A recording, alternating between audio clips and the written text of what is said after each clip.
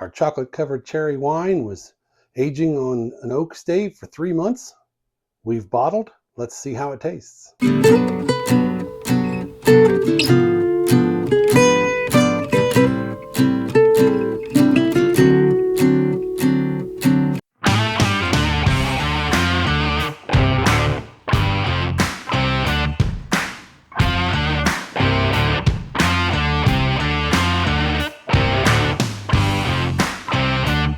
Hey, welcome back to Smokin and Drinkin. I'm Mike, and today, as you can see, we're in the kitchen. We're actually smoking ribeye steaks and baked potatoes, and I thought it was a good time to bottle the Choco Cherry Noir, the chocolate cherry style wine, and it's been aging on an oak stave for 3 months.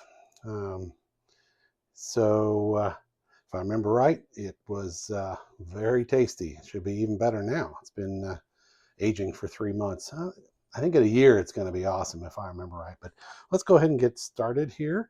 We're going to rack this over to bottles and we're going to have a taste. And we'll hopefully have some of this to go with the ribeyes and the baked potatoes tonight. So let's get started. All right, we got our bucket here to elevate our wine. Let's get our pitcher out of our sand tub. As usual, everything's been sanitized in sand tub. And we've got our auto siphon and our rubber tubing. And we have our bottling wand. In just a minute, we'll be bottling. It's always kind of tricky getting that on there. We're going to rack to the pitcher first. I like to do that just to, mostly so I know how much I'm going to have, whether I need 5 bottles or 4 bottles or 4 bottles in a 16-ounce bottle, which I think is what we're going to need. But we'll start with racking to the pitcher, and then we'll know exactly how much we have. I think, yeah, we'll be all right. Might not go super fast, but won't make you watch all of this. You've seen me rack many times. If you haven't, check out the racking video that I've done, and I'll show you all the things you need to know for racking. Oh boy, that smells delicious. Yeah, we have our oak stave in there. I have sanitized. We'll just do it again. Sanitize my fingertips. And then we'll just grab that oak stave out of there. And this was the second time I used this, so we're going to just send that out to the compost pile. I'm going to throw it in here for now just to get it out of the way. And boy, I can smell that from here. It smells delicious. Can't wait to have a taste of that. All right, let's get some of this hose controlled here. As always, and as you see, I don't have the cap on the bottom. This has been racked 2 or 3 times, so shouldn't be a whole lot of lees on the bottom. We want to maximize our volume here, so we want to just get as much out of there as we can. It is a beautiful ruby red color, deep red, wonderful smell. I can smell the cherry. I can smell the chocolate. So this is going to be awesome. This is going to go great with the ribeye steaks and potatoes. So got those going on the smoker right now. So I thought I'd take time to bottle this. I won't make you watch all this. I'll bring you back in just a second here as soon as we get this racked over to the pitcher. And looks like we're just about there. I'm going to tip it a little bit. There's a tiny little bit of lees on the bottom, but it's pretty solid. I don't think it's going to be a problem. We'll probably stop just a little short, but yeah, there's just a little bit in there, but that's okay.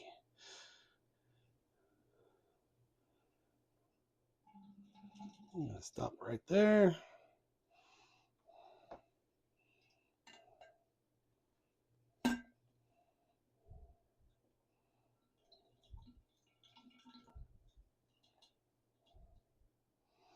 Okay. Just shy of a gallon. That's okay. We never get a full gallon. You always lose a little bit. Pretty darn close, though. We're at, well, just below 3,750 milliliters. About 116 ounces, 114 ounces, something like that. It's going to be probably 4 full bottles and about a half a bottle or a quarter of a bottle. But we're going to have that half a bottle with dinner tonight, as I said. So I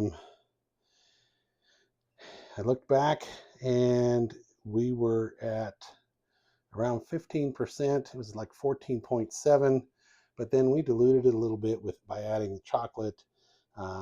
So it's about 14.5%. It's not accurate. We don't have the equipment to get a truly accurate measurement, but 14.5, 15%, that's a good ABV for wine. So I'm very happy with that. And again, if you come up with less than that, if you have a low ABV wine, it just allows you to drink more. Okay, so now we are ready to bottle. We've got 5 750 milliliter bottles. Now let's try this again. Got that.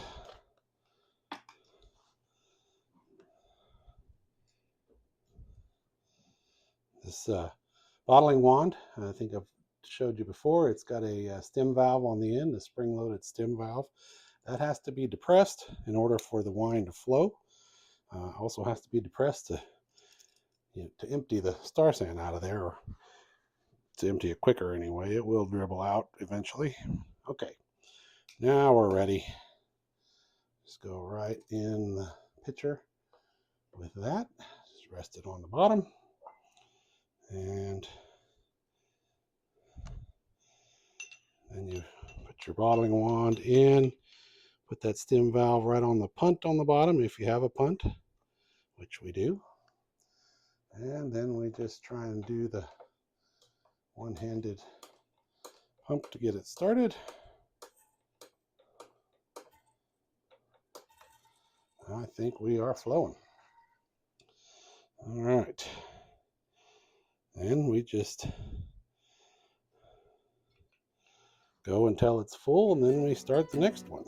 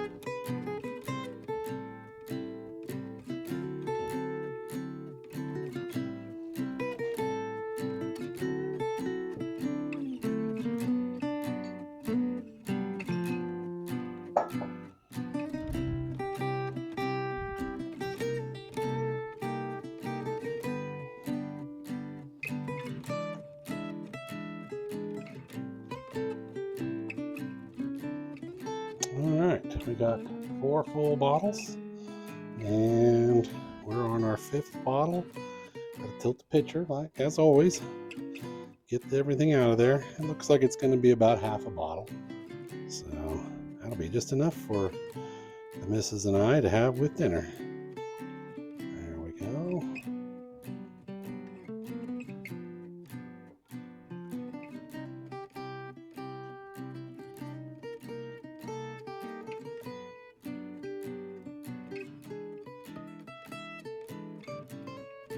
All right.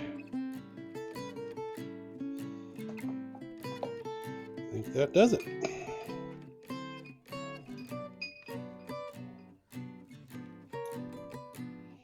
Get what's left in the bottling wand. Okay. As you can see, I had to elevate my bucket a little more. It was really getting slow. So I wanted to speed it up a little bit.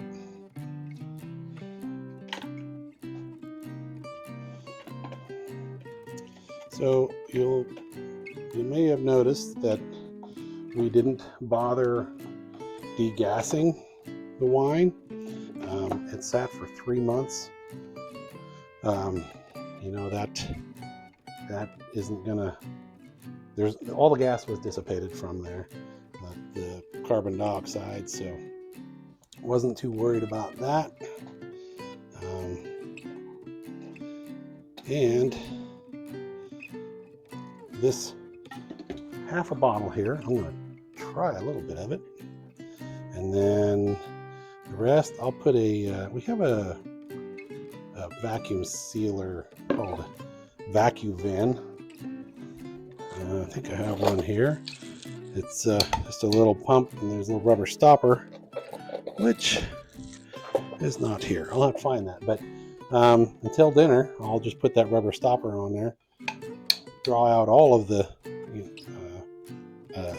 oxygen that's in there, and put it in the refrigerator. If you have a less than full bottle, you want to put it in, cap it and put it in the fridge, so it'll last longer. So that's about it for the bottling. We'll go ahead and cork these 4, put them in the bottle bunker, so that if there is any rupture or failure of the bottles or the corks, it'll be contained in the sealed bottle bunker, which is just a plastic tub with a locking lid on it. We'll let that sit in there for about a week. The way it seems to go around here, it'll end up being 2 weeks before I get it out of there, but then we'll know that those corks and bottles are sound. We'll pull them out. We'll get them on the wine rack. But this one we're going to drink, as I said. I'm going to have a little taste here.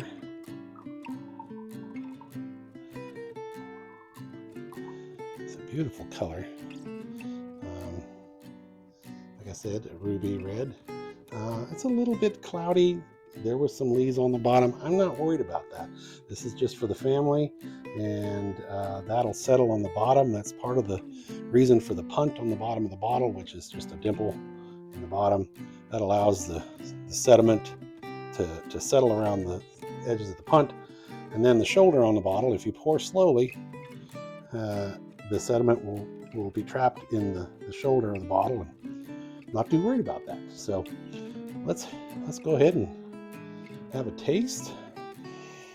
As I said, the cherry and the chocolate are definitely forward on the aroma.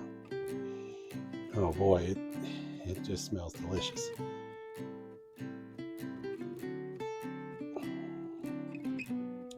Oh wow.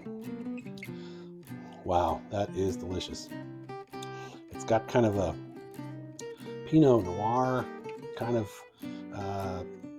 flavor to it. The oak stave that we aged it in really gave it some body, and it was a little bit thin when we first racked it and put this in, but that really rounded it out, even brought out some of the chocolate a little more, I think. A lot of times oak will do that. It'll add kind of a vanilla type of flavor, which if you're a baker, you know that vanilla brings out the sweetness of the chocolate a little more. So I think that's really turning out nice. In a year, we'll do a taste testing. I'll probably do a short on that, and I can't wait.